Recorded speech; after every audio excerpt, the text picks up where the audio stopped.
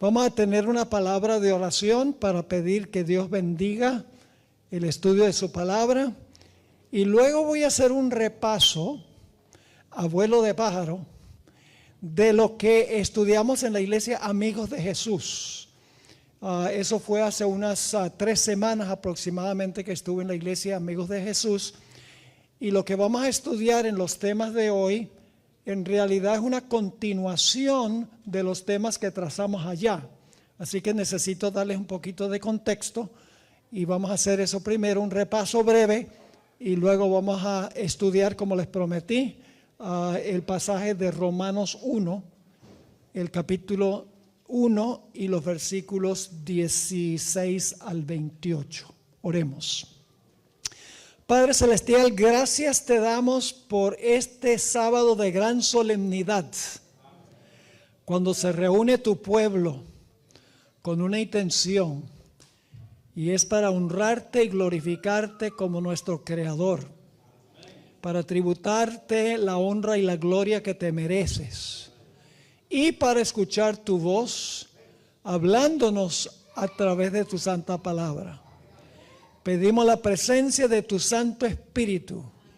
Instrúyenos y capacítanos para compartir este maravilloso mensaje que le has dado a tu iglesia. Gracias por la promesa de tu compañía. Reclamamos esa promesa en el incomparable y precioso y poderoso nombre de Cristo nuestro Salvador. Amén. En la serie que presenté en la iglesia Amigos de Jesús, hablamos del plan original de Dios para la raza humana antes del pecado. Y nos dimos cuenta allí que el plan original de Dios tenía varios elementos en el huerto del Edén. En primer lugar, Dios creó la vida. Y por lo tanto, la vida es sagrada. La vida le pertenece a Dios. Por eso debe haber un respeto por la vida de uno y también la vida de los demás. En segundo lugar, nos dimos cuenta que Dios colocó a Adán y Eva en un jardín, en un ambiente campestre, en un ambiente hermoso, en medio de la naturaleza.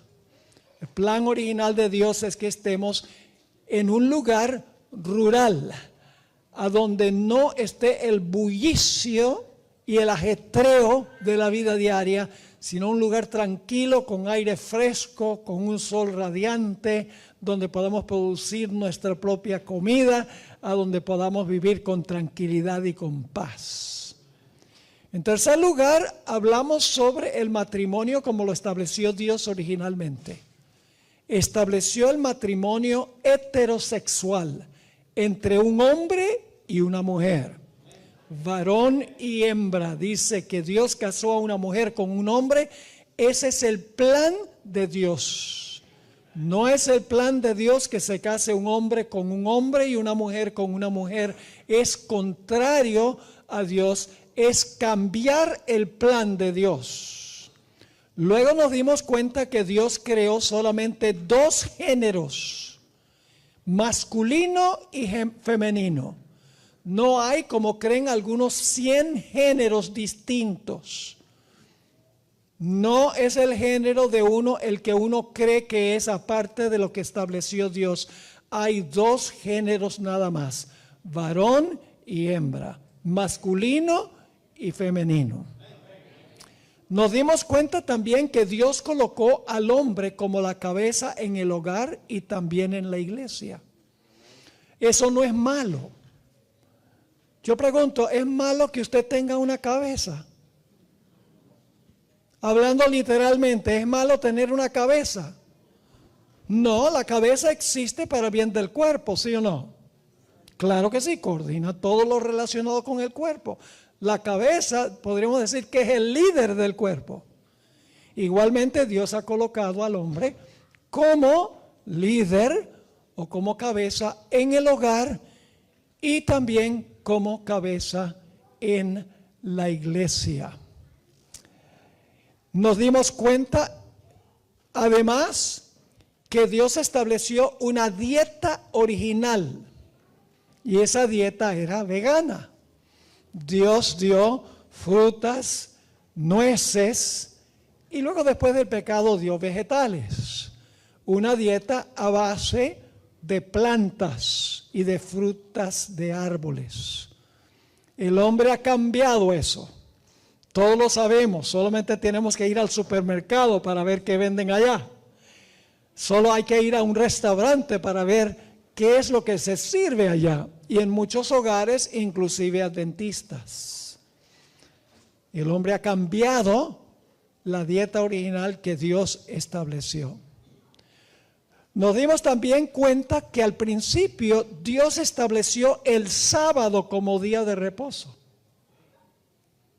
El hombre ha cambiado todo lo que estableció Dios en la creación.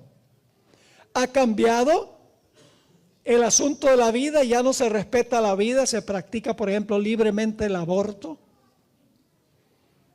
Las mujeres dicen, mi cuerpo, mi decisión. My body, my choice. No, el cuerpo no es nuestro. El cuerpo es de Dios, porque Dios dio la vida.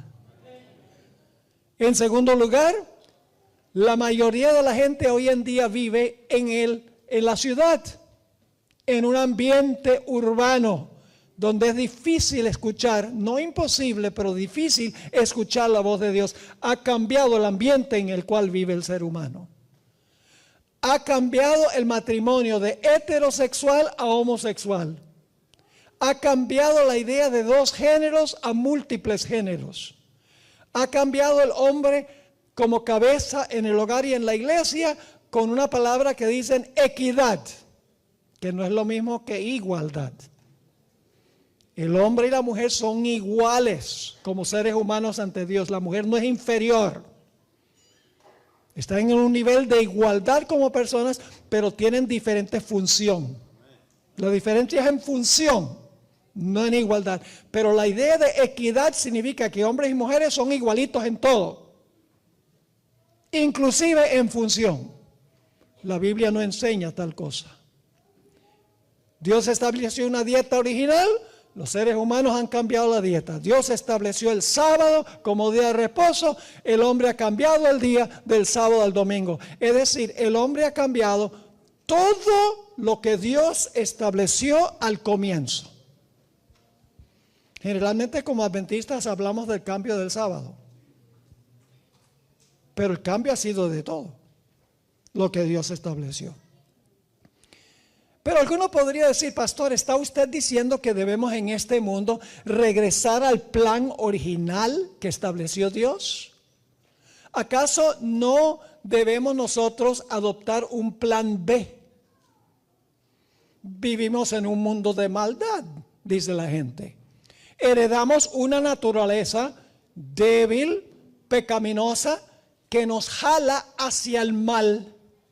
Y vivimos en un medio ambiente a donde impera el pecado. La ciencia, la Biblia y Elena White nos enseñan que los hijos heredan las tendencias y las inclinaciones pecaminosas de sus antecesores. Y por lo tanto, hoy en día se dice muchas veces, no es posible regresar al plan original porque tenemos una naturaleza pecaminosa y porque vivimos en un ambiente de malas influencias, un ambiente pecaminoso. Ahora, es cierto que los hijos heredan las tendencias pecaminosas de los padres. Quiero leerles algunas citas del Espíritu de Profecía, donde claramente la sierva de Dios dice que nosotros heredamos una naturaleza pecaminosa. No heredamos los pecados de nuestros padres. Heredamos las consecuencias de los pecados de nuestros padres. Escuchen estas citas del Espíritu de Profecía en cuanto al hecho de que nosotros recibimos una naturaleza inclinada al mal, una naturaleza pecaminosa que nos jala hacia el pecado. La primera cita está en el libro devocional La Matutina de Elena White, Exaltado Jesús, página 339. Dice, en Cristo se unieron la divinidad y la humanidad. El creador y la criatura. En Cristo se unió ¿qué? La divinidad y la humanidad porque se encarnó. El creador y la criatura. La naturaleza de Dios, cuya ley había sido transgredida, y la naturaleza de Adán, el transgresor. ¿Qué naturaleza adoptó Jesús? ¿La de Adán antes de la transgresión o después? Después, porque dice, la naturaleza de Dios cuya ley había sido transgredida, porque Jesús tenía una naturaleza divina, y la naturaleza de Adán, el transgresor, se encontraron en Jesús, el Hijo de Dios y el Hijo del Hombre. ¿Tenía Jesús una naturaleza pecaminosa? Sí. Pero tener una naturaleza pecaminosa no es pecado. Es pecado cuando usted permite que la naturaleza pecaminosa se manifieste en acciones, pensamientos pecaminosos. Porque el pecado es transgresión de la ley. El pecado no es un estado. Es una decisión de contrariar a Dios. Jesús podía tener una naturaleza pecaminosa que quería jalarlo hacia el pecado y nunca responder a esa naturaleza pecaminosa. Por eso la sierva de Dios es clara. Dice ella que la naturaleza divina se unió con la naturaleza de Adán, el transgresor, en Jesús. Así que si Jesús tenía una naturaleza pecaminosa y venció el pecado, ¿es posible también para nosotros? Sí, Señor. En el libro Mente, Carácter y Personalidad, tomo 1, página 146, la sierva de Dios escribió sobre lo que nosotros heredamos de nuestros padres. Yo pregunto, ¿heredó Jesús la naturaleza humana de sus antecesores, sí o no? ¿O será que Dios exoneró a Jesús de toda la naturaleza que tenían sus antecesores? Nació de María. Y María tenía antecesores. Y muchos eran bien malos. Estaba David el adúltero. Y Abraham el mentiroso. Como antecesores de Jesús. Jesús heredó la naturaleza, inclinado al pecado, pero nunca permitió que esa naturaleza se manifestara en pecado. La sierva de Dios escribió, como regla, los niños heredan la disposición y las tendencias de sus padres. ¿Qué heredan los niños? La disposición y las tendencias de sus padres. E imitan su ejemplo.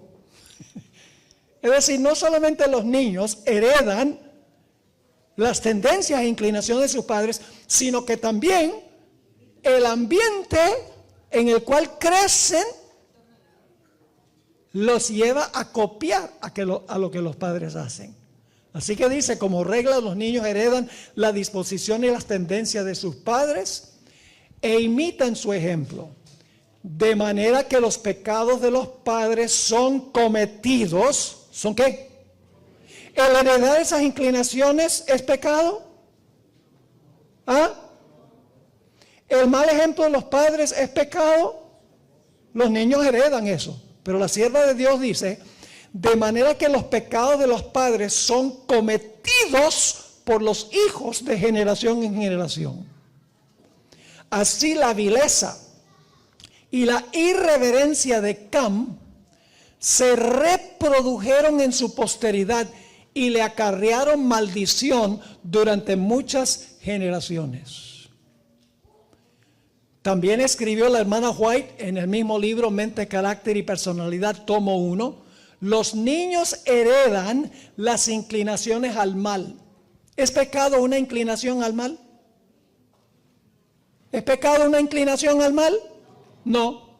¿Cuándo llega a ser pecado la inclinación? Cuando usted lo hace. Los niños heredan las inclinaciones al mal, pero también tienen muchos hermosos rasgos de carácter. ¿Es cierto eso? Lo vemos en nuestros hijos.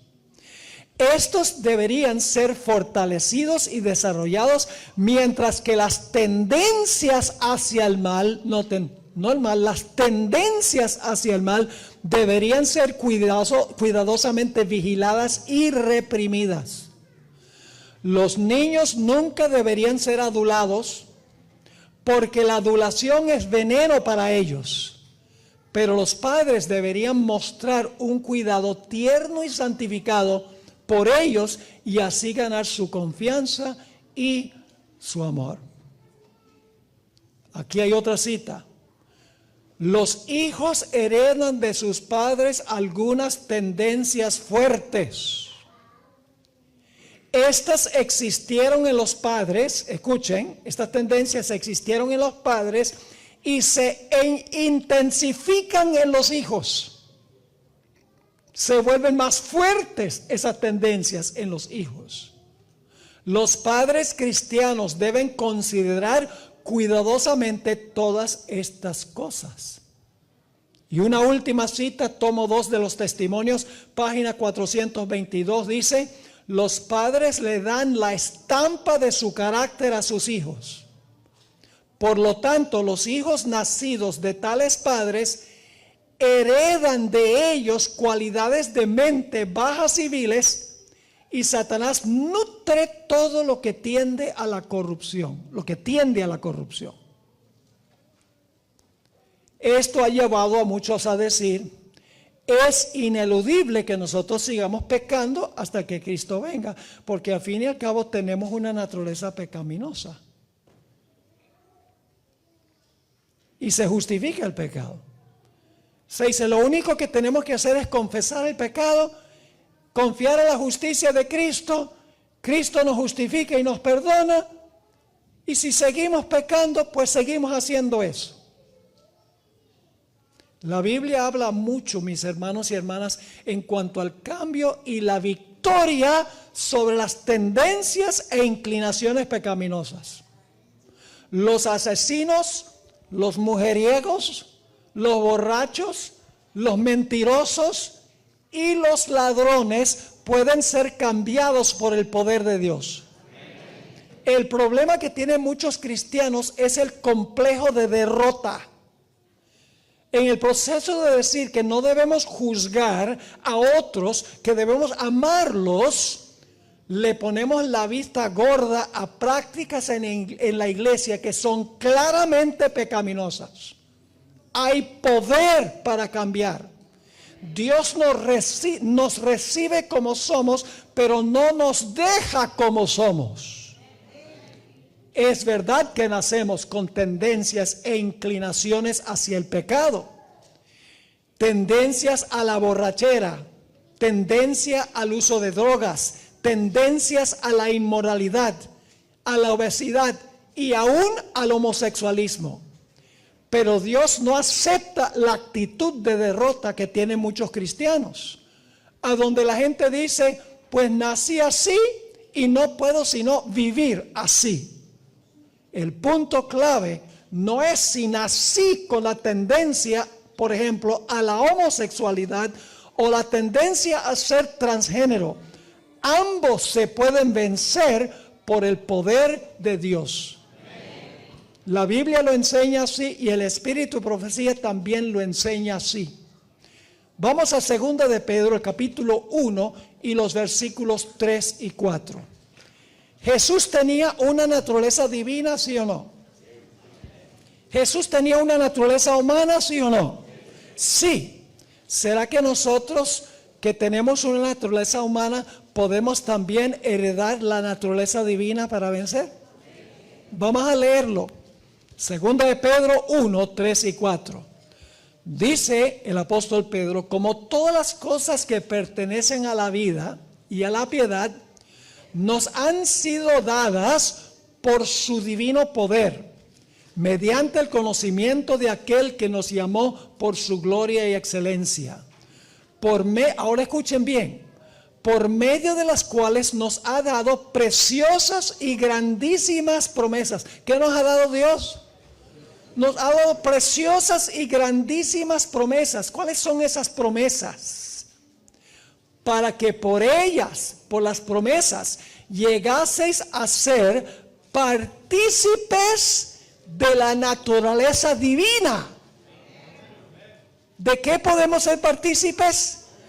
De la naturaleza divina. No propia, no inherente.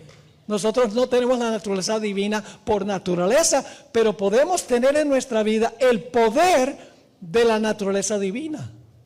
Porque así lo dice. Dice, por esas promesas llegamos a ser participantes de la naturaleza divina. ¿Y cuál es el resultado? Habiendo huido de la corrupción que hay en el mundo a causa de la concupiscencia. Nota lo que dice Judas 24. Podríamos decir Judas 1 y el versículo 24. Dice, y aquel que es poderoso para guardaros, ¿cómo? Sin caída. ¿Puede Dios guardarnos sin caída al pecado? Pero hermanos, tenemos una naturaleza pecaminosa. ¿Es inevitable que pequemos entonces, sí o no? No, no es inevitable que pequemos. Pecamos porque nos desligamos de Dios, soltamos la mano de Dios y estamos viendo y oyendo cosas que fortalecen la naturaleza pecaminosa.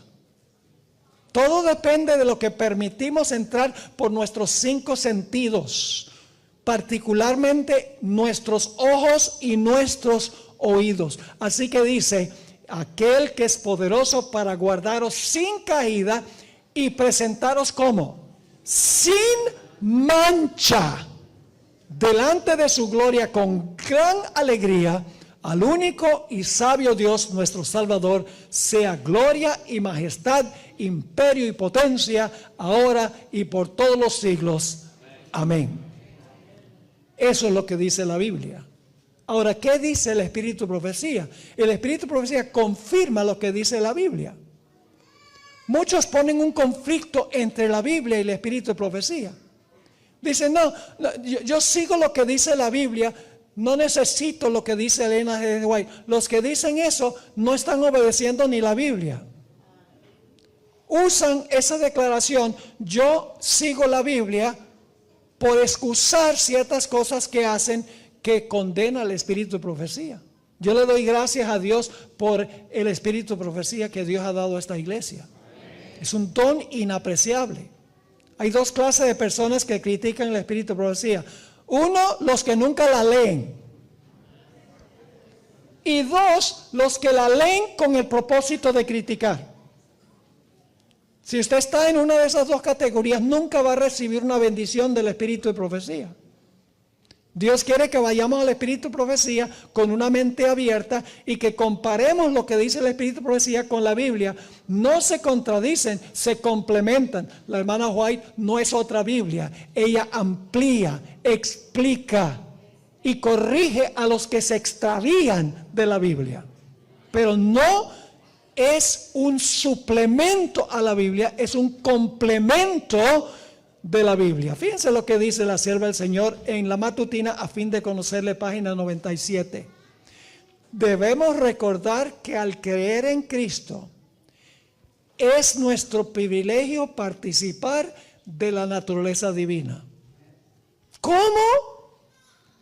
Al conocer, dice, al creer en Cristo es nuestro privilegio participar de la naturaleza divina y así escapar a la corrupción que está en el mundo por la codicia. Entonces somos limpiados de todo pecado y todos los defectos del carácter. No necesitamos retener ni una sola tendencia pecaminosa. Hasta las tendencias se pueden vencer. Dice ella, no necesitamos retener ni una sola tendencia pecaminosa. Ahora escuchen, al participar de la naturaleza divina, ¿podemos participar de la naturaleza divina? Si participamos de la naturaleza divina, ¿se puede vencer el pecado? Claro que sí. Así que dice, al participar de la naturaleza divina, las malas tendencias hereditarias y cultivadas son eliminadas del carácter y somos convertidos en un poder viviente para el bien. ¡Wow! ¡Qué cita extraordinaria! ¡Qué promesa de Dios, hermanos y hermanas! Al participar de la naturaleza divina, las malas tendencias hereditarias y cultivadas, es decir, que las cultivamos, son eliminadas del carácter y somos convertidos en un poder viviente para el bien. Aquí hay otra: mente, carácter y personalidad. Tomo 1, páginas 108 y 109. Aunque hay una tendencia natural a seguir un camino descendente, hay un poder que se combinará con los diligentes esfuerzos del hombre. Su poder de voluntad tendrá una tendencia que la contrarrestará. Si se combina con esta ayuda divina, podrá resistir la voz del tentador. Pero las tentaciones de Satanás armonizan con sus tendencias defectuosas y pecaminosas y lo urgen a pecar. Todo lo que tiene que hacer es seguir al líder Jesucristo, quien le dirá precisamente lo que debe hacer. Una última cita que se encuentra en la revista Signs of the Times, enero 8, 1902, dice: la religión de Cristo cambia las tendencias heredadas y cultivadas hacia el mal. Elimina la confianza propia y el egoísmo, ayudando a la persona a verse como realmente es: débil, pecaminosa e incapaz de hacer algo bueno de por sí misma. La lleva a contemplar a Jesús y al contemplarlo es cambiada a su semejanza. Son solo algunas citas, de las cuales hay muchísimas, sobre el hecho de que podemos ser partícipes de la naturaleza divina y vencer por el poder de Dios no solo el pecado, sino la tendencia al pecado, ya sea tendencias que hemos heredado, tendencias que hemos cultivado y las malas influencias de nuestro medio ambiente. Como mencioné anoche, hay un texto que dice: todo lo puedo en Cristo que me fortalece. ¿Por qué es que pecamos tanto? Porque estamos desconectados de Jesús. Porque estamos viendo demasiada televisión, dedicando demasiado tiempo a textear. Estamos pasando demasiado tiempo en el internet. Estamos escuchando la música inmoral del mundo. Y decimos: ¿y por qué no puedo yo vencer el pecado? Es por lo que estamos metiendo. Porque lo que metemos sale. Si estamos cerca de Jesús, estamos en comunión con Él, estamos estudiando su palabra, estamos orando, estamos dedicando nuestro tiempo a alcanzar a otras personas para Jesús, estamos ocupados en las cosas del Señor, se va a fortalecer el hombre para vencer las tendencias al pecado y las tendencias que vienen como resultado de nuestro medio ambiente. Ahora, la Biblia nos habla de cómo va a ser el mundo inmediatamente antes de la segunda venida. Romanos 1, 18 al 32 nos pinta el retrato de cómo va a ser el mundo inmediatamente antes de la segunda venida de Jesús. Y usted dice: pastor, ¿cómo sabe usted que Romanos 1, 18 al 32 está describiendo el mundo antes de la segunda venida? El apóstol Pablo está describiendo cómo era el imperio romano en su época. Escuchen esta cita del Espíritu Profecía. Romanos 1, 18 al 32. Dice la sierva del Señor: se me refirió a Romanos 1, 18 al 32 como una descripción fiel del mundo justo antes de la segunda venida de Cristo. ¿Qué dice la sierva del Señor? Se me refirió. ¿Quién le refirió a eso?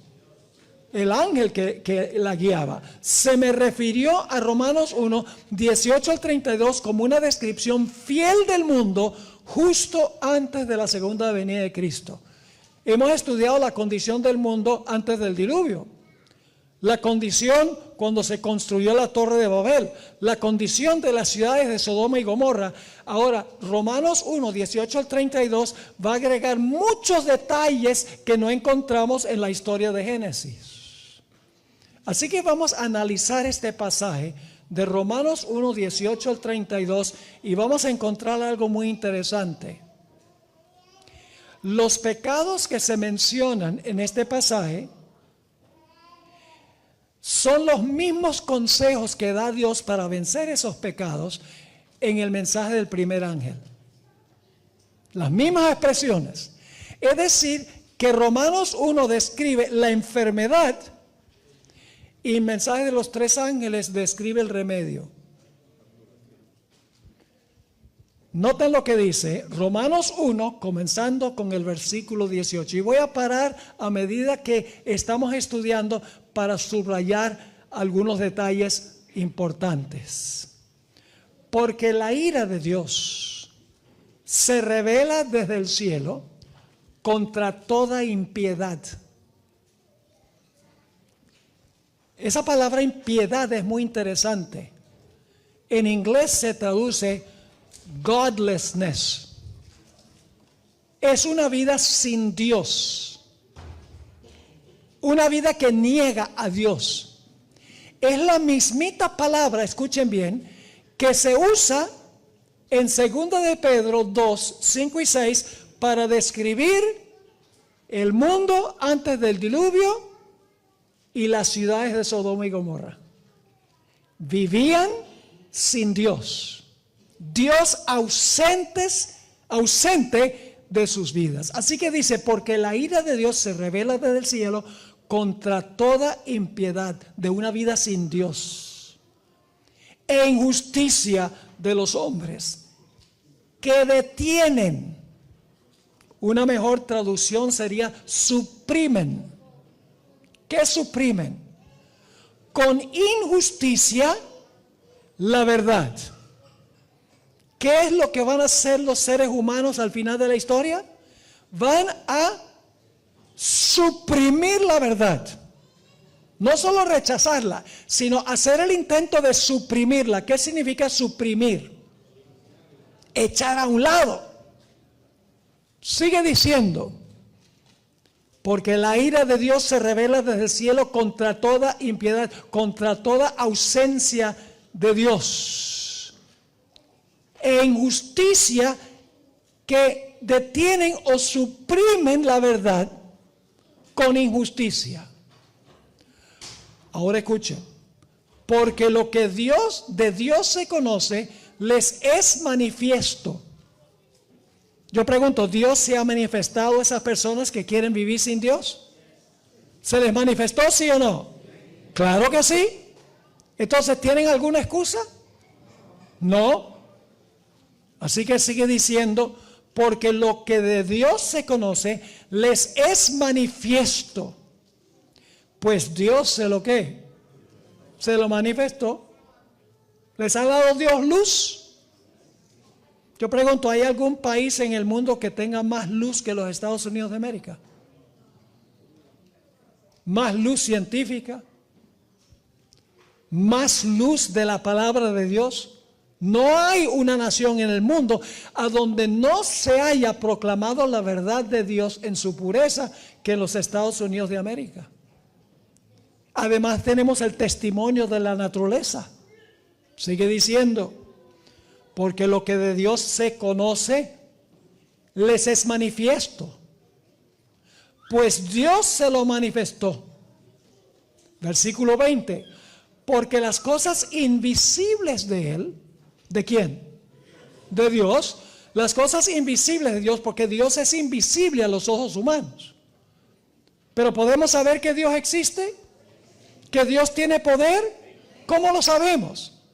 Por lo que se ve. Así que dice, porque las cosas invisibles de Él, ¿Y cuáles son las cosas invisibles?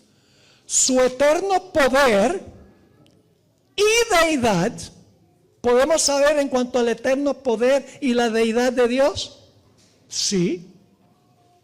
Sigue diciendo, porque las cosas invisibles de Él, su eterno poder y deidad, se hacen claramente visibles. Lo de invisible de Él se hace por las cosas que visibles. ¿Y cuáles son las cosas visibles? Los cielos cuentan la gloria de Dios y el firmamento anuncia la obra de sus manos. Podemos contemplar la naturaleza, podemos contemplar el mundo y saber que hay un Dios poderoso que hizo todo esto. Claro que sí, no hay excusa, según el apóstol Pablo. Porque las cosas invisibles de Él, su eterno poder y deidad, se hacen claramente visibles. ¿Desde cuándo? Noten que se menciona la creación, ¿ok? Desde la creación del mundo. Siendo entendidas ¿cómo? Siendo entendidas por medio de las cosas que hechas. Desde la creación podemos entender en cuanto al poder y la deidad de Dios por las cosas que Él ¿qué? Que Él creó. Y luego dice, de modo que no tienen excusa. ¿Tiene algún ser humano excusa? No. ¿Saben que la hermana White escribió un capítulo en El deseo de todas las gentes poderoso? Es un capítulo cortico en El deseo de todas las gentes que se titula A estos mis hermanos pequeñitos. Ella dice que aún en las selvas a donde nadie ha escuchado el nombre de Jesús, el Espíritu Santo se manifiesta y por las cosas creadas esas personas no van a perecer porque contemplan a Dios en la naturaleza. No perecerán, dice ella. Y Pablo dice lo mismo en Romanos el capítulo 2. No van a perecer porque por medio de la creación ven el poder y la deidad invisible de Dios. Y luego en el versículo 21 dice, pues habiendo conocido a Dios, ¿cómo conocieron a Dios? Por medio de la naturaleza de las cosas creadas. Y en los Estados Unidos no solo las cosas creadas, sino a través de ¿qué? A través de su palabra. Pues habiendo conocido a Dios, no le ¿qué? ¿Pueden pensar de otro versículo de la Biblia que usa esa palabra dar gloria a Dios?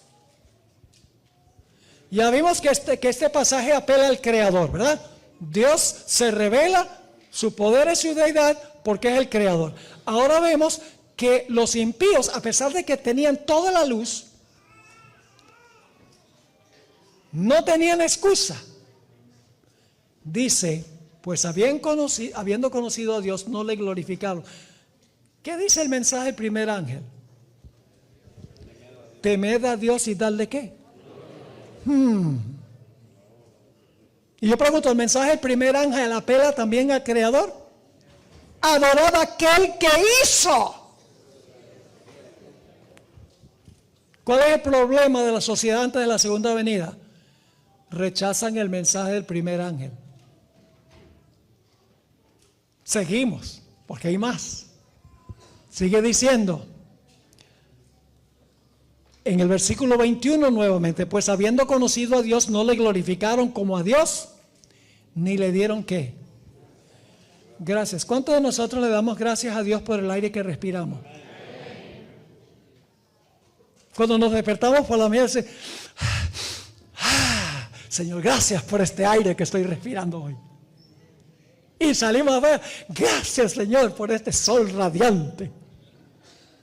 Y luego nos tomamos un vaso, gracias Señor por esta agua fresca. ¿Cuántos? Seamos honestos. Tomamos esas cosas por sentado y luego nos sentamos a comer la avena con pasas y con almond milk.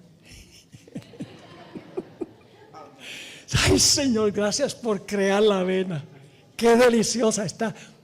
¿Será que nosotros tampoco le glorificamos a Dios? Y tampoco le damos gracias por las cosas que tomamos. Es automático, lo tomamos por sentado. Gracias, Señor, por darme una buena noche de sueño. Debemos todo el tiempo estar agradeciéndole a Dios, hermanos y hermanas. Darle gracias, la gratitud. Siempre le pedimos a Dios, dame, dame, dame. Pero no le damos gracias. No le glorificaron como a Dios, ni le dieron gracias, sino que se envanecieron en sus razonamientos y su necio corazón fue entenebrecido. ¿Por qué se oscureció su corazón? Porque no reconocieron a Dios como el Creador, no le dieron gloria, no le dieron gracias. Por eso su necio corazón fue entenebrecido. Quiero que recuerden esa frase, porque en un momento voy a leer una cita del Espíritu de Profecía. Su corazón se entenebreció porque no reconocieron a Dios como Creador, no reconocieron el poder y la deidad de Dios a través de las cosas que podían ver, no glorificaron a Dios, no le dieron gracias a Dios, por lo tanto su corazón fue entenebrecido. Y luego dice, versículo 22, profesando ser sabios. Yo pregunto, ¿hoy en día la gente se considera sabionda? No sé si conocen esa palabra. Yo sé que se usa en Colombia y en Venezuela, donde yo crecí. Se consideran muy sabios, muy inteligentes hoy en día, por las grandes cosas que ha hecho el hombre. Pero escuchen bien, lo que ha hecho el hombre sencillamente existe porque el hombre fue creado a imagen de Dios. En miniatura ha hecho algunas de las cosas. En pañales, una buena expresión. Así que dice, profesando ser sabios, se hicieron ¿qué? Necios. Y ahora escuchen la palabra. Y cambiaron. ¿Ok? Palabra clave. Cambiaron la gloria de Dios. ¿Tiene algo que ver eso con el mensaje del primer ángel? Darle gloria a Dios. Cambiaron la gloria de Dios incorruptible en semejanza de imagen de hombre corruptible, de aves, de cuadrúpedos y de reptiles. En el tiempo de Pablo hacían imágenes de estas cosas, de aves, de cuadrúpedos y de reptiles. Hoy tenemos ídolos más sofisticados. Antes de la segunda venida de Jesús, los seres humanos van a tener ídolos más sofisticados, entre los cuales está el dinero, entre los cuales está la educación, entre los cuales está el equipo de fútbol de El Salvador. Para algunos adventistas es más importante que gane el equipo de su país que cualquier otra cosa. Y se vuelven locos cuando su equipo mete un gol, pero llegan a la iglesia y ni cantan.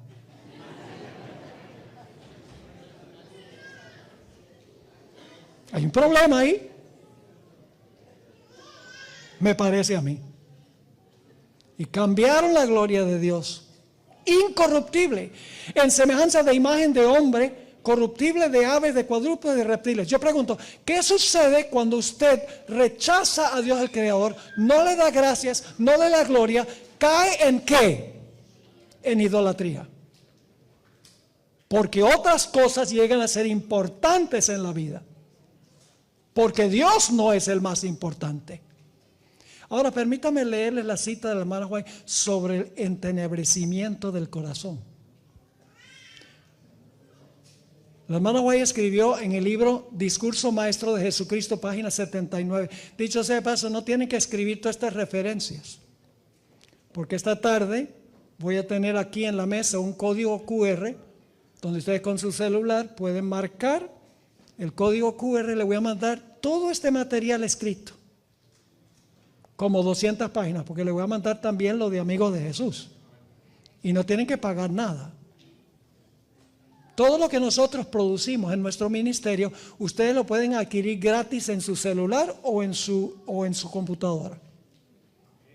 Algunos les gusta comprar el libro, está bien, nosotros tenemos precio de producción para eso, pero no tienen que hacerlo porque todo eso está disponible electrónicamente. Un paréntesis, cuando nuestro ministerio comenzó hace 20 años, nosotros no teníamos cómo subsistir. Mi hijo, que es el director de producción, la directora de marketing y el director de distribución, trabajaron 3 años sin remuneración, tiempo completo. Y la única forma como podemos sostener el ministerio era a través de ventas, vendiendo los materiales que producíamos. Pero luego el Señor nos bendijo tanto, teníamos suficiente en donativos. Saben que nuestro ministerio se sostiene, 95% de las entradas son donativos, el 5% son ventas. Material que yo traigo no es para que el ministerio pueda subsistir, sino porque los hermanos claman por el material.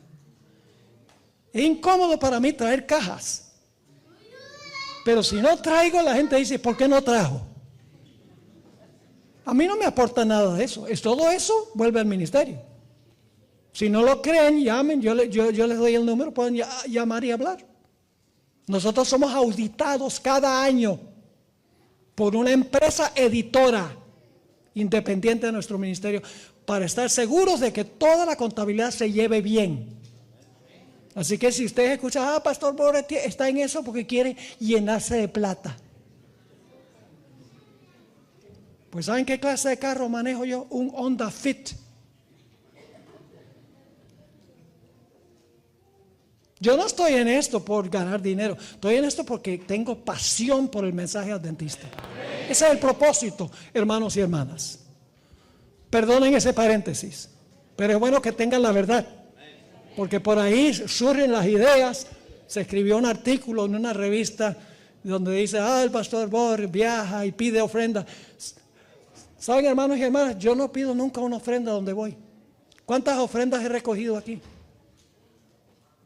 Los desafíos de que se pongan en contacto con cualquier iglesia donde yo he estado, jamás he pedido que se recoja una ofrenda para nuestro ministerio. Es más, yo no cobro ni un centavo de honorarios, solo los gastos de viaje. Ni un centavo. Digo, la gente me pregunta, pastor, ¿cuánto cuesta invitarlo? Yo digo, yo no cobro honorarios. La gente no lo cree, pero les estoy diciendo la verdad aquí ante Dios. El propósito de nuestro ministerio no es económico. El propósito es extender el mensaje. Para eso se necesita dinero. Pero no es lo esencial, no es lo principal. Lo principal es compartir el mensaje para este tiempo. Bueno, ahora volvamos otra vez. En el mundo espiritual rige la misma ley que en el natural.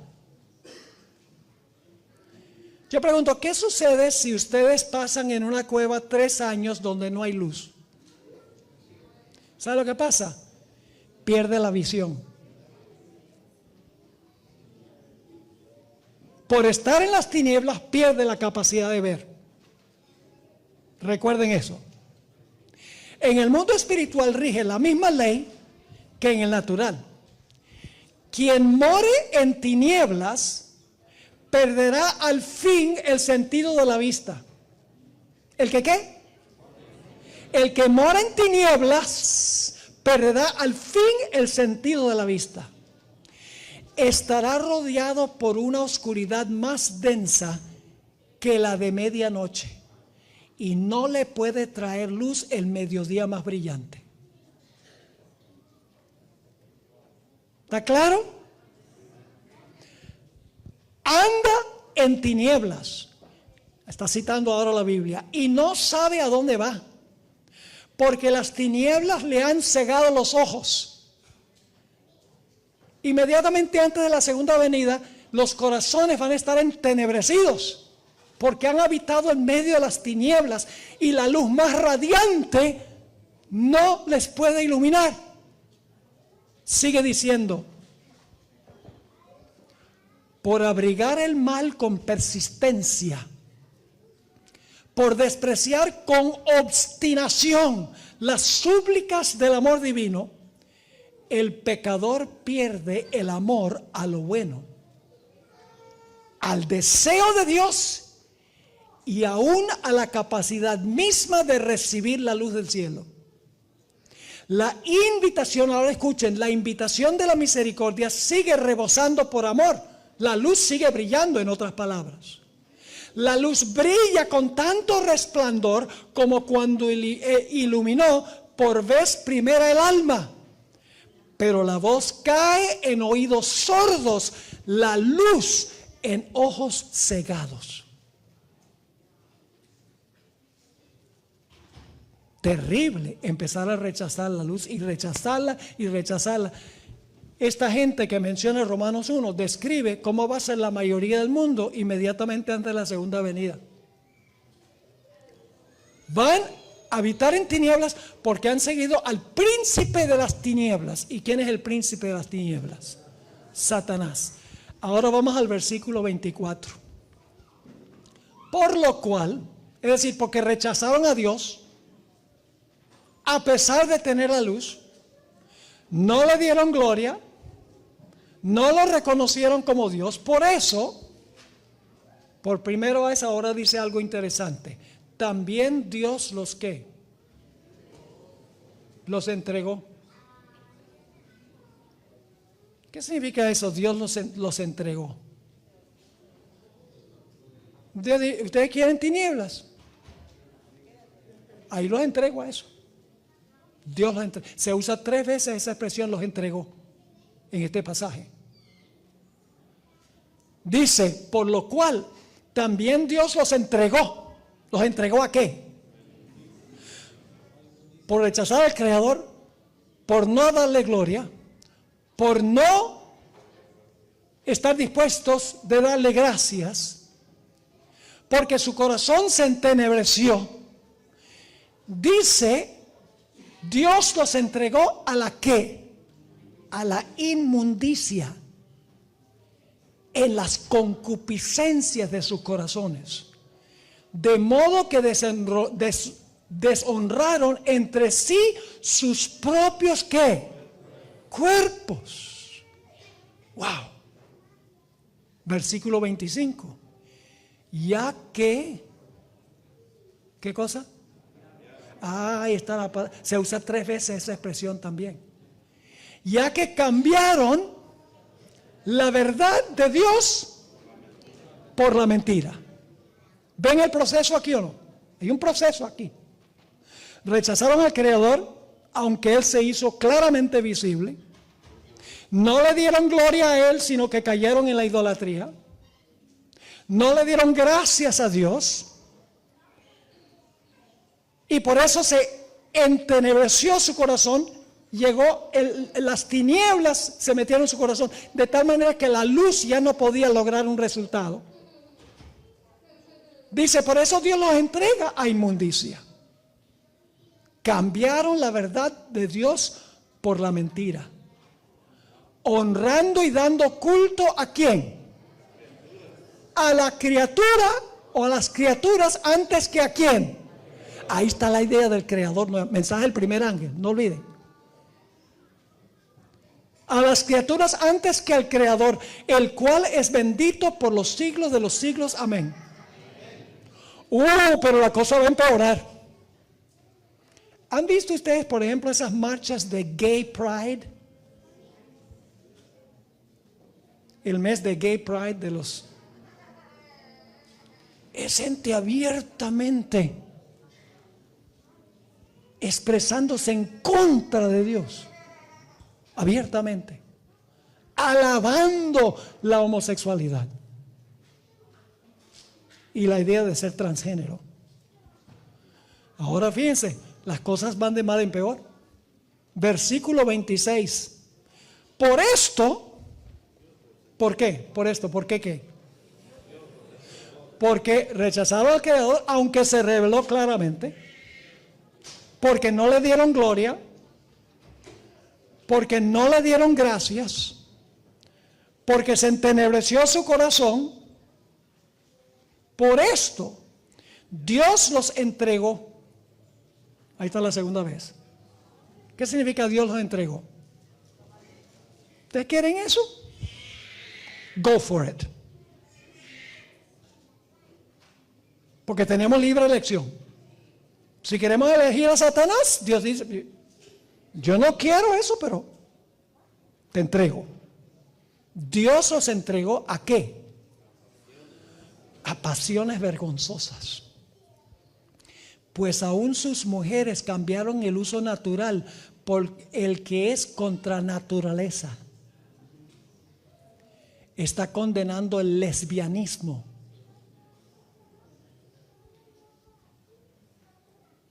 ¿Qué dice el mundo hoy en día? El mundo está llegando a esta condición.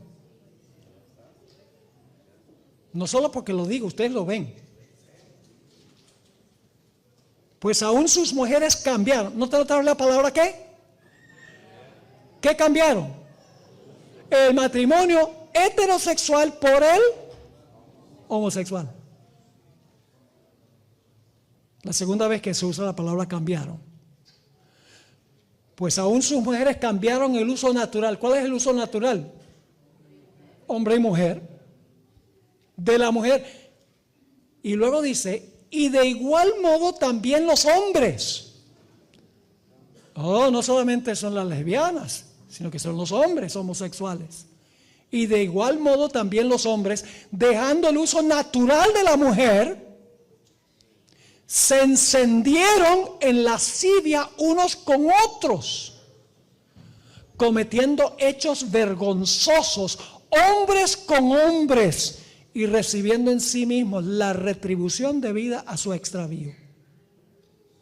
¿Esto es una descripción de lo que está pasando en el mundo? ¿En los Estados Unidos de América? Sí, señor. La hermana White tenía razón cuando dice que este pasaje describe la condición del mundo inmediatamente antes de la segunda venida. ¿Saben que la hermana White dice que va a haber un pequeño remanente en este mundo al final de la historia que es fiel a él? Y dice que cuando sea retirado el Espíritu Santo, Satanás tendrá total control sobre los impenitentes. ¿Ustedes creen que el mundo está mal hoy? Hermanos y hermanas, no hemos visto nada. ¿Cómo será un mundo a donde Satanás tiene total control sobre los impenitentes? No podemos concebir cómo será. Si Dios no interviniera para proteger a su pueblo, dejaría de existir. Dios tendrá un remanente fiel. Luego sigue diciendo en el siguiente versículo, y como ellos no aprobaron retener en cuenta a Dios, es decir, ¿qué hicieron? Suprimieron a Dios, se deshicieron de Dios. ¿Qué hizo Dios? Tercera vez los entregó. Dios los entregó ¿a qué? A una mente reprobada para hacer cosas que no convienen. Y luego escuchen la lista de las cosas que no convienen. Estando atestados de toda injusticia, fornicación, perversidad, avaricia, maldad, llenos de envidia, homicidios, contiendas, engaños y malignidades, murmuradores, detractores, aborrecedores de Dios, injuriosos, soberbios, altivos, inventores de males, desobedientes a los padres, necios, desleales, sin afecto natural, implacables, sin misericordia. ¿Qué pasa cuando se niega al Creador? Y cuando no se glorifica al Creador, y cuando no se le da gracias al Creador, y el corazón humano se entenebrece, ¿qué sucede? La conducta cambia, la sociedad cambia. Y luego sigue diciendo, escuchen bien, quienes habiendo entendido el qué, ¿tiene algo que ver con el mensaje del primer ángel? La hora de su juicio ha llegado. Esto es una descripción de un mundo que rechaza el mensaje del primer ángel.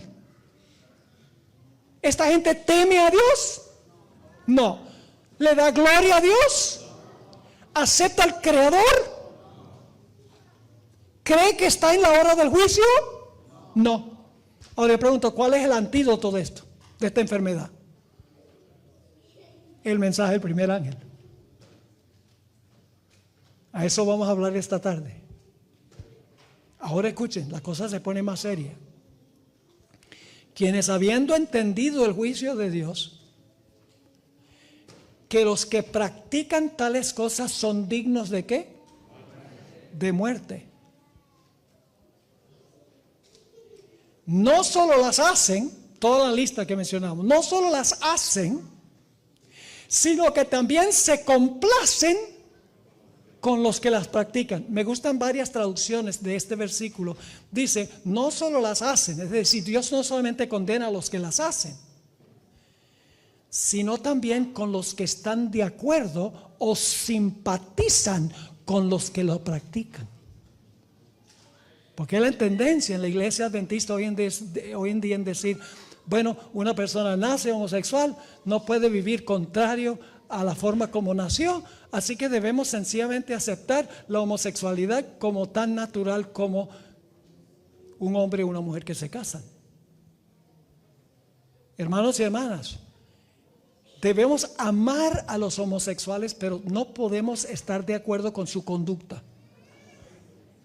No debemos odiarlos. Dios no quiere que odiemos a nadie. Dios quiere que amemos a los homosexuales, pero no quiere que amemos su conducta. Debemos amar al pecador, pero no el pecado del pecador. Hay muchos que odian a los homosexuales. Debemos amarlos, pero debemos rechazar su conducta. La hermana White dice que Jesús podía reprender el pecado y al mismo tiempo llorar por el pecador. ¿Estamos orando por estas personas? Debemos orar por estas personas, pero la iglesia nunca puede aceptar que podemos bautizar a estas personas para ser miembros de la iglesia cuando están practicando estas cosas.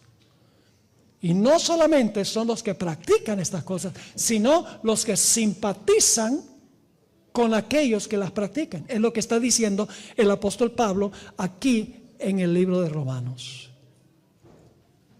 Ahora, un científico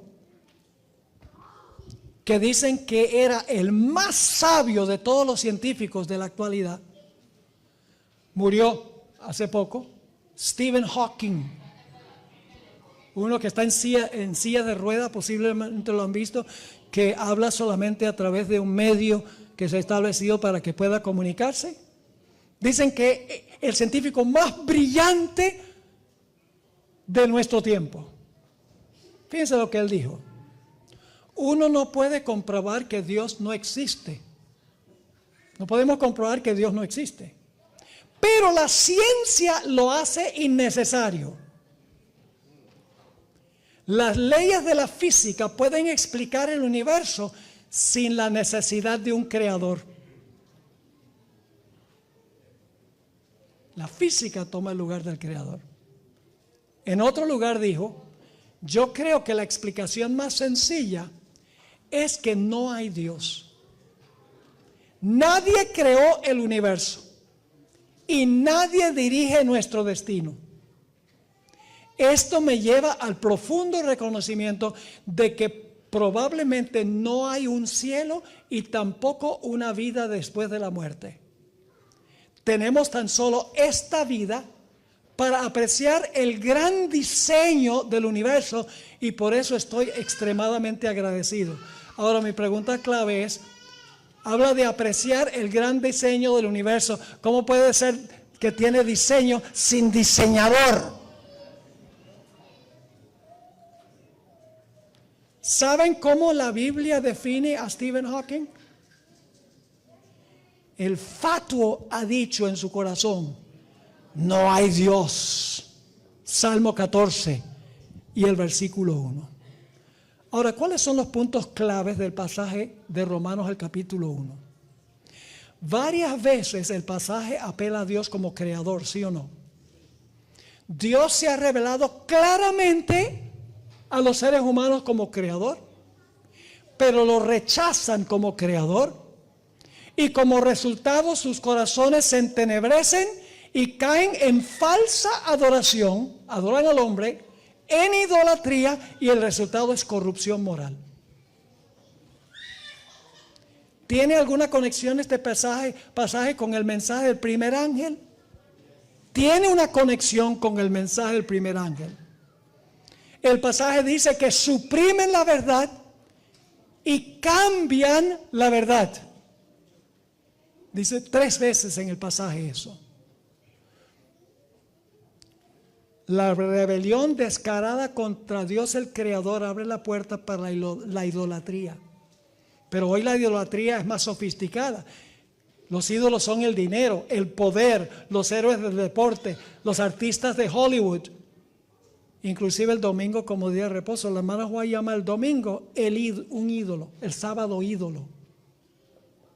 Y pastor, ¿cómo la hermana White dice que el sábado, que el domingo es el sábado ídolo?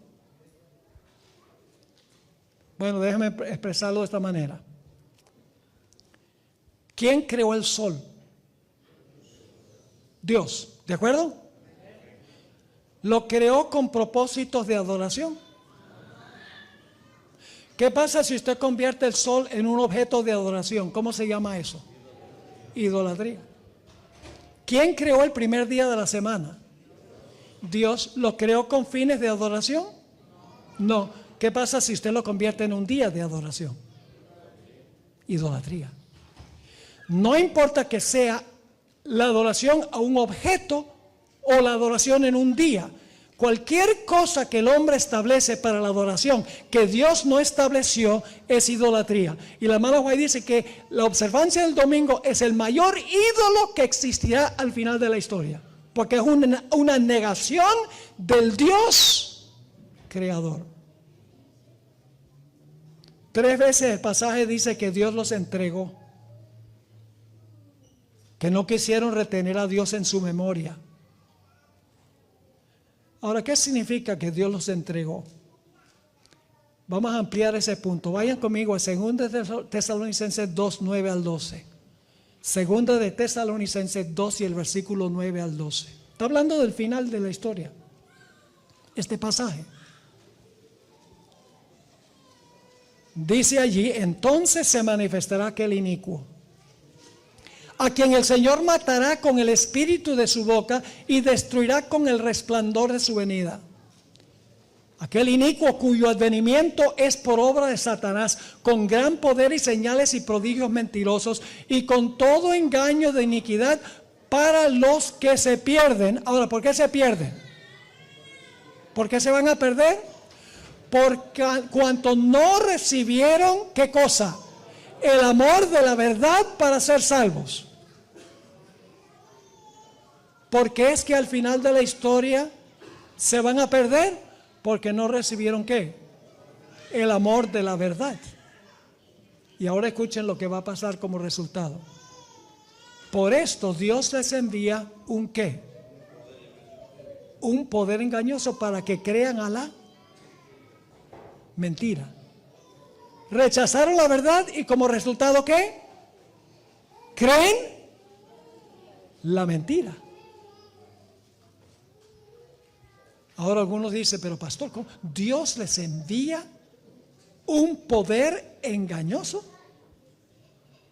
¿Cómo es que Dios hace eso? En la Biblia lo que Dios permite se le atribuye a Dios aunque Dios no lo hizo. ¿Sí? ¿Cómo es eso? Ustedes saben que en el Antiguo Testamento dice que Saúl era atormentado por un espíritu de Jehová. Pero no es que Dios anda mandando un ángel fiel para atormentar a Saúl. Saúl había desechado a Dios y por lo tanto Dios dice, te entrego. Tú quieres al príncipe de las tinieblas, te entrego. Es decir, Dios envía esto, no directamente Él, sino que Él permite que Satanás obre porque eso es lo que la persona escogió. ¿Me explico o no me explico? Es como en el libro de Job. ¿Saben? Es interesante este punto en el libro de Job. En el libro de Job dice, en los primeros 2 capítulos, ¿quién estaba causando los males de Job? Satanás. Pero en el capítulo 42 dice que Dios causó los males de Job. Lo pueden leer ahí, creo que es el versículo 7. Dice, el mal que Dios había traído sobre Job. Entonces sabemos que Dios no fue el que lo hizo, permitió que Satanás lo hiciera. Es decir, al final de la historia, la gente va a estar tan oscurecida que va a decir, escogemos a Satanás y Dios va a decir, ¿tú quieres eso? Te entrego. Terrible cosa vivir en un mundo así al final de la historia. Este es el proceso, hermanos y hermanas. Dios revela su poder y su deidad como creador en las cosas que son claramente visibles. Rechazan la luz del creador. No le dan gloria, no le dan gracias y por lo tanto se entenebrece su corazón.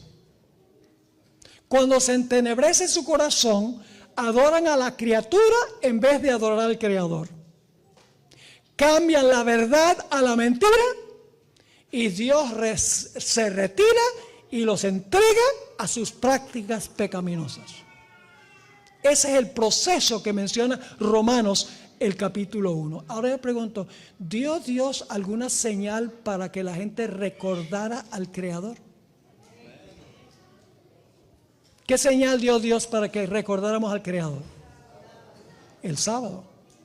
Yo pregunto entonces, ¿esta gente pisotea el sábado?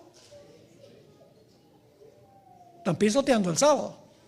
Porque Dios dio el sábado semanal para mantener en nuestra mente fresca la idea de que debemos honrar a ¿quién? Al Creador, que debemos darle gloria al Creador, que debemos nosotros rendirle gracias al Creador, que debemos aceptar la luz del Creador. Todo este problema surge porque la gente olvidó ¿qué cosa? El sábado. Por eso el 4º mandamiento comienza diciendo, acuérdate. Y Salomón dijo, acuérdate de tu Creador en los días de tu juventud. ¿Por qué Salomón cayó en todos esos pecados que cometió lejos de Dios? Porque olvidó al Creador y llegó a confiar en su propio poder y su propia fama y su propio dinero. Por eso fue que Salomón cayó. Ahora vamos a terminar con este punto. ¿Por qué existe la iglesia adventista? ¿Por qué existe nuestra querida iglesia? Yo pregunto, ¿es importante la organización de la iglesia? Muy importante la organización. ¿Saben por qué Dios estableció la organización de la iglesia adventista? Con el fin de que la verdad se pudiera plantar en todo país del mundo. Hay grupos de personas que se salen de la iglesia adventista y dicen, vamos a funcionar separadamente. ¿Esa gente va a alcanzar al mundo? ¿Un grupito acá va a alcanzar al mundo? No. Dios estableció la organización con un propósito, una función. Y la función es hacer posible que la verdad se siembre en todas partes del mundo. Esa es la razón de nuestro existir. Y si no cumplimos la misión, no tenemos razón para existir. ¿Me estoy explicando o no? Ahora, fíjense qué interesante esto. ¿Saben qué aparece inmediatamente antes de los versículos que estudiamos de Romanos 1? Fíjense, en Apocalipsis, el capítulo 14, el mensaje del primer ángel, dice que el evangelio eterno va a todo el mundo. Luego dice, teme a Dios, dale gloria, adora al Creador, porque estamos en el juicio. ¿Saben qué aparece inmediatamente antes de Romanos, el capítulo 1, donde dice que que la gente no temía a Dios, ni le daba gloria a Dios, ni adoraban al Creador, ni reconocían que estaban en el juicio? Inmediatamente antes aparece lo primero que está en el mensaje del primer ángel. Romanos 1:16 dice, porque no me avergüenzo del evangelio, porque es poder de Dios para salvación. Está todo en el mismo orden en Romanos 1 que lo que uno tiene en Apocalipsis, el capítulo 14.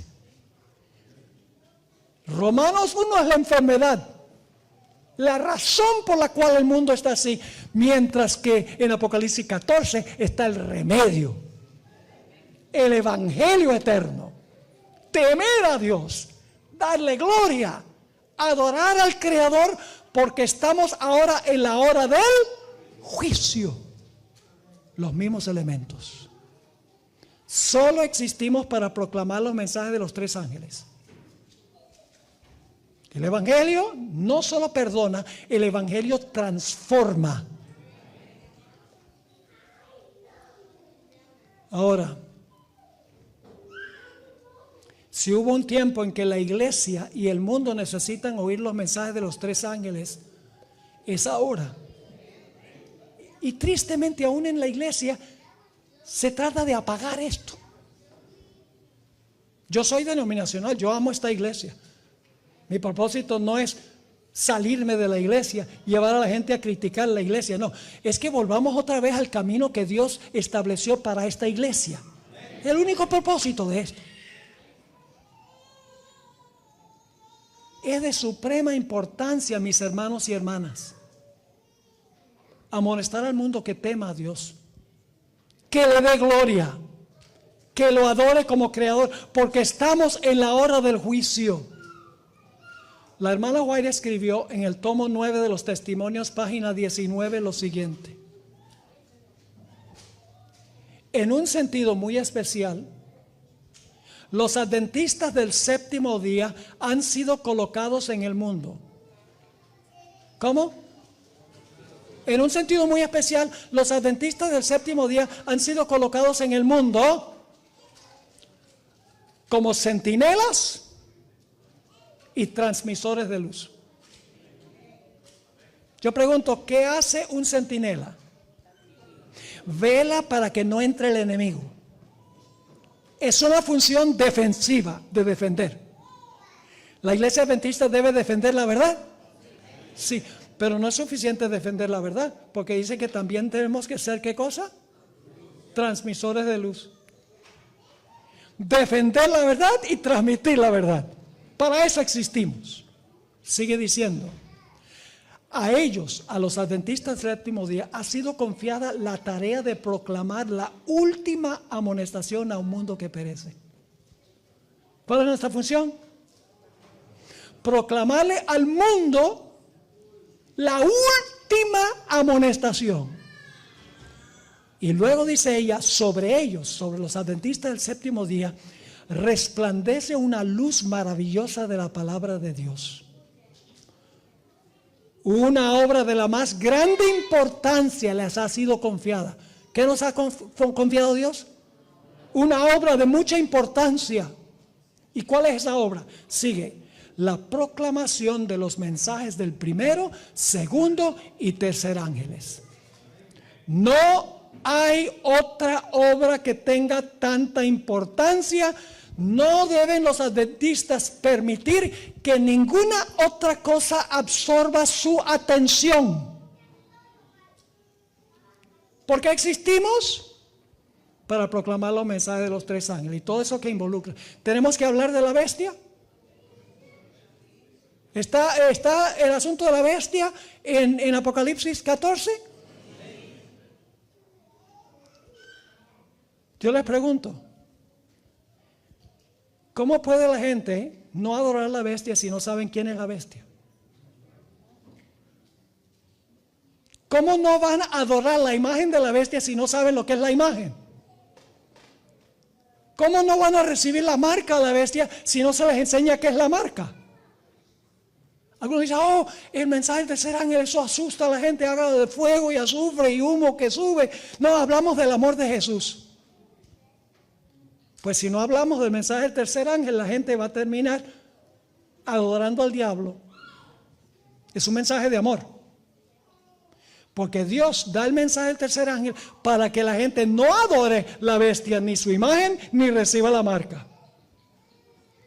Cuando mis hijos eran pequeños, yo les decía, cuando van a cruzar la calle, miren para un lado y para otro lado. Y luego les decía, porque ¿saben lo que puede pasar?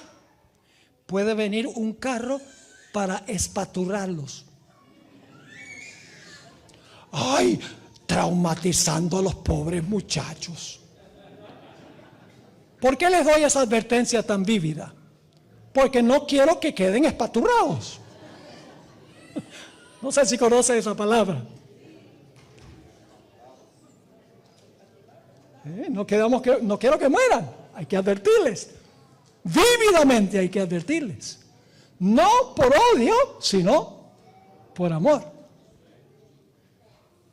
Leo una última cita del Espíritu de Profecía. Solemne. La iglesia adventista del séptimo día, no individuos, Dios en el juicio no solamente examina a individuos, sino naciones, como vimos, e iglesias también. La iglesia adventista del séptimo día ha de ser pesada en las balanzas del santuario. ¿Qué va a ser pesado en las balanzas del santuario? Nuestra iglesia. Será juzgada. ¿Qué será juzgada? La iglesia adventista. Será juzgada conforme a los privilegios y ventajas que haya recibido. Yo pregunto, ¿esta iglesia ha recibido privilegios y ventajas más grandes que cualquier otra iglesia? Sí, Señor. Ahora escuchen el sí condicional. Sí. Su experiencia espiritual, el de la iglesia, no corresponde a los privilegios que el sacrificio de Cristo, a un costo infinito, le ha conferido, si las bendiciones conferidas no la capacitaron para cumplir la obra que se le confió, se pronunciará contra ella. ¿Contra qué? Es solemne esta cita. Se pronunciará contra ella la sentencia, hallada falta. Será juzgada según la luz y las oportunidades que le fueron dadas. Esta cita me aterra a mí. Porque el lenguaje que usa la hermana White, balanzas del santuario, pesada en la balanza del santuario, y luego dice, hallada falta. ¿De dónde vienen esas palabras? De Daniel 5. Son solemnes esas palabras. No podemos permitir que pase eso en la iglesia. Hermanos y hermanas, tenemos que cumplir la misión que Dios nos ha dado. La proclamación de los mensajes de los 3 ángeles. Primero necesitamos entender esos mensajes. Debemos estudiar la Biblia, hermanos y hermanas. No superficialmente, profundamente. Debemos poder explicar las profecías relacionadas con los mensajes de los 3 ángeles. ¿Saben una forma en que lo pueden hacer? Pueden bajar los mensajes de Zoom TV. Gratis. Dediquen varias semanas a estudiar esos temas. Muchos de ellos son proféticos sobre las doctrinas cardinales de la iglesia adventista. Y les digo que si ven y ven y ven pronto van a decir, wow, sí, ahora entiendo el mensaje adventista. Y yo veo aquí la hermana diciendo, sí, la vamos a entrevistar ahora en un rato. Loida, ¿verdad? Así que, hermanos, si nos vamos de aquí, como entramos, ¿de qué valió estar aquí? Apoyemos a la iglesia. Apoyemos a los pastores. Apoyemos la organización.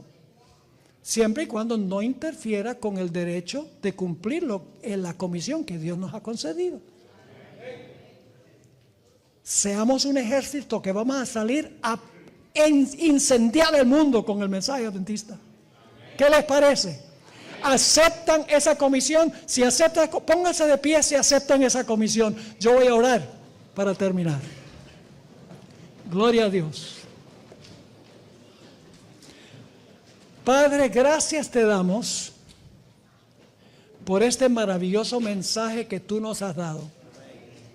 Perdónanos, Señor, por haberlo enterrado, por haberlo ignorado, por permanecer en silencio, por ser políticamente correctos. Te ruego que entres a nuestro corazón por medio de tu Santo Espíritu. Danos esa pasión y ese celo de proclamar tu mensaje y vivirlo en nuestras vidas. Acompáñanos ahora al salir de este lugar. Después de cantar nuestro himno tema, pedimos que nos vuelvas a traer esta tarde para continuar estudiando estas cosas tan importantes para este tiempo. Te lo imploramos en el nombre y por los méritos de nuestro querido y amante Salvador Jesús. Amén. Amén.